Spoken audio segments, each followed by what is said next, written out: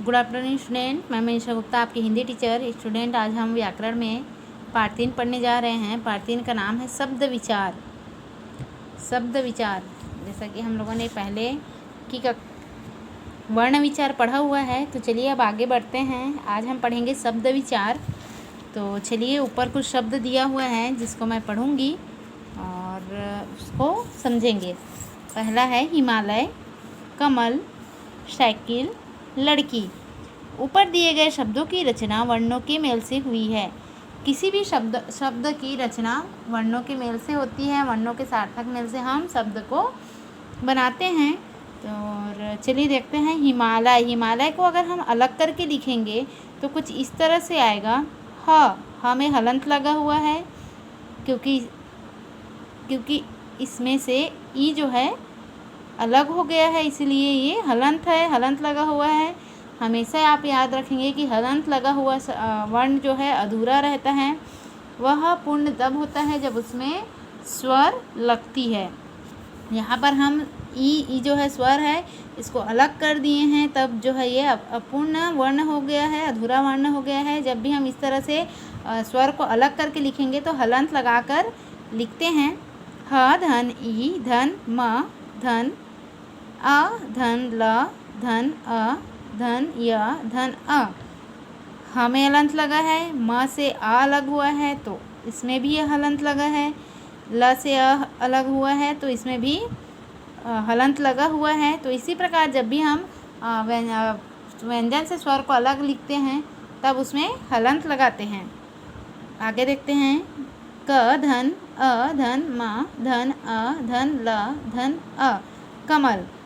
आगे है साइकिल। स धन आ धन ई धन क धन ई धन ल धन अ, साइकिल।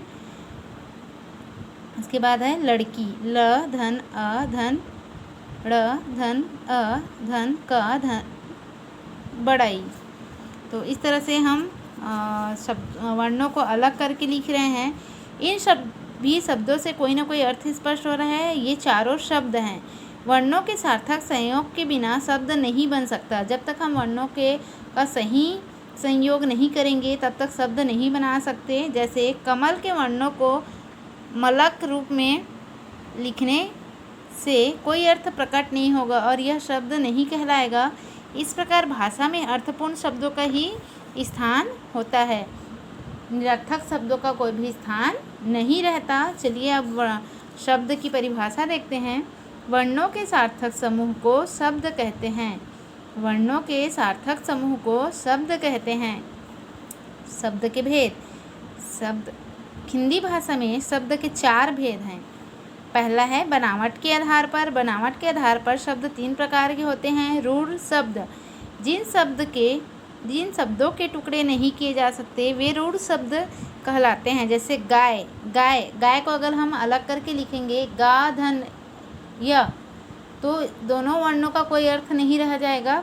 अतः ये रूढ़ शब्द में आएगा। पंखा, दूध, मेज, रोटी आदि। इन शब्दों को अलग करके लिखने से इनका कोई भी अर्थ स्पष्ट नहीं होता, तो ये रूढ़ शब्द की श्रेणी में आएगा।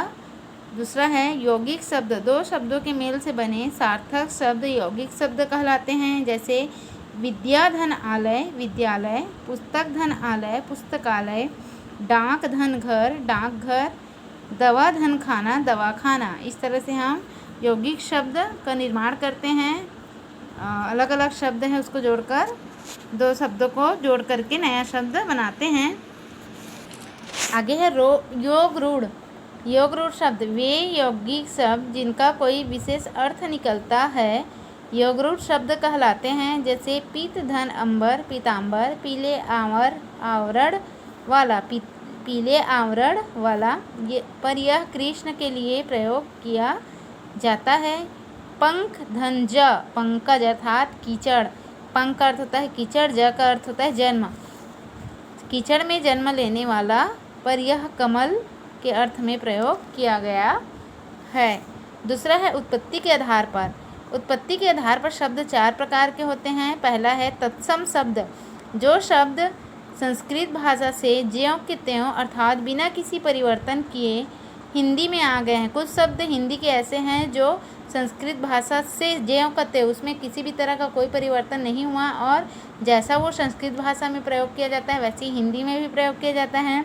ऐसे शब्दों को हम तत्सम शब्द कहते हैं। वे तत्सम शब्द कहलाते हैं जैसे रात्रि, सूर्य, अग्नि, सर्प, मयूर, आम्र, ग्राम, चंद्र, दुग्ध आदि। दूसरा है तद्भव। संस्कृत के वे शब्द जो कुछ परिवर्तन के साथ हिंदी में प्रयोग किए जाते हैं तद्भव शब्द कहलाते हैं। जैसे रात, रात्रि, सूरज, सूर्य, आग, अग्नि, सांप, सर्प, मोर, मयूर, आम, आम्र, गांव, ग्राम, चांद, चंद्र, दूध, दुग्ध आदि। ये जो ब्रैकेट में दिया हुआ है, कोष्ठक में दिया हुआ है, ये हमारा तत्सम शब्द है जिसका तद्भव रूप होगा रात, सूर्य का होगा सूरज, अग्नि का होगा आग, सर्प का होगा सांप, मयूर का होगा मोर, आम्र का होगा आम, ग्राम का होगा गांव, चंद्र का होगा चांद और दुग्ध का अर्थ होगा दुग्ध का तद्भव रूप होगा दूध आदि। देशज शब्द आगे है। देशज शब्द देश के विभिन्न भागों में प्रचलित आम बोलचाल के जो शब्द हिंदी में आ गए हैं देशज शब्द कहलाते हैं। जैसे पगड़ी, लोटा, थैला, जूता, हलवाहा, खुरपा, फावड़ा, चटर, पटर आदि ये सब देशज शब्द की श्रेणी में आएगा। आगे है विदेशी शब्द। अन्य देशों की भाषाओं से हिंदी में आए शब्द विदेशी शब्द कहलाते हैं। इन्हें आगत शब्द भी कहते हैं। जैसे radio, station, pen, pencil, school, बीमार, अनार, चश्मा, दुकान, दरबार, कैंची, चाकू, तोप, बारूद, कार्टून, पुलिस, कर्फ्यू, औरत, औलाद, अमीर, रिश्वत आदि। इस तरह से हम विदेशी शब्द का यहाँ पे प्रयोग करते हैं। तीसरा है हमारा प्रयोग के आधार पर। प्रयोग के आधार पर शब्द दो प्रकार के होते हैं। विकारी शब्द, पहला है हमारा विकारी शब्द और दूसरा अविकारी शब्द। पहला हम देखते हैं विकारी शब्द। वे शब्द जिनके रूप में लिंग, वचन तथा काल के कारण परिवर्तन आ जाता है विकारी शब्द कहलाते हैं। वे शब्द जिनके रूप में लिंग, वचन तथा काल के कारण परिवर्तन आ जाता है विकारी शब्द कहलाते हैं। विकारी शब्द चार प्रकार के होते हैं। संज्ञा, सर्वनाम, विशेषण तथा क्रिया। विकारी शब्द जो है चार प्रकार के होते हैं। संज्ञा, सर्वनाम, विशेषण तथा क्रिया। संज्ञा लड़का, लड़के, लड़कों, लड़की। सर्वनाम में है मैं, मेरा, मेरी, मुझे। विशेषण छोटा, छोटे, छोटो, छोटी। क्रिया खाता, खाते, खाती। वे शब्द जिनके रूप में लिंग, वचन तथा काल के कारण परिवर्तन आ जाता है।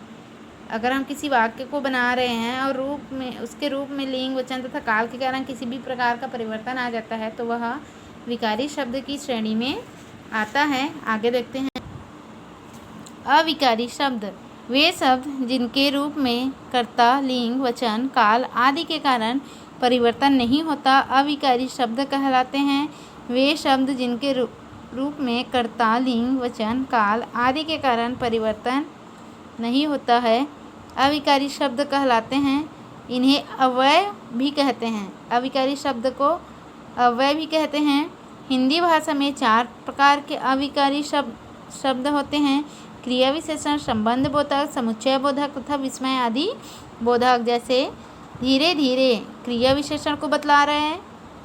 तेज तथा और के लिए संबंध बोधक को दर्शा रहे हैं। समुच्चय बोधक के नीचे तथा अरे वाह आदि ये जो है विस्मय आदि बोधक को दर्शा रहे हैं। आगे देखते हैं अर्थ के आधार पर। अर्थ के आधार पर शब्द दो प्रकार के होते हैं। सार्थक शब्द, जिन शब्दों का कोई अर्थ होता है सार्थक शब्द कहलाते हैं। जैसे चाय, दुकान, पानी, खाना आदि। नीचे है निरर्थक शब्द, जिन शब्दों का कोई अर्थ नहीं होता निरर्थक शब्द कहलाते हैं। जैसे शाय, सुकान, वानी, वाना आदि। इन शब्दों का कोई अर्थ नहीं होता। हमेशा भाषा में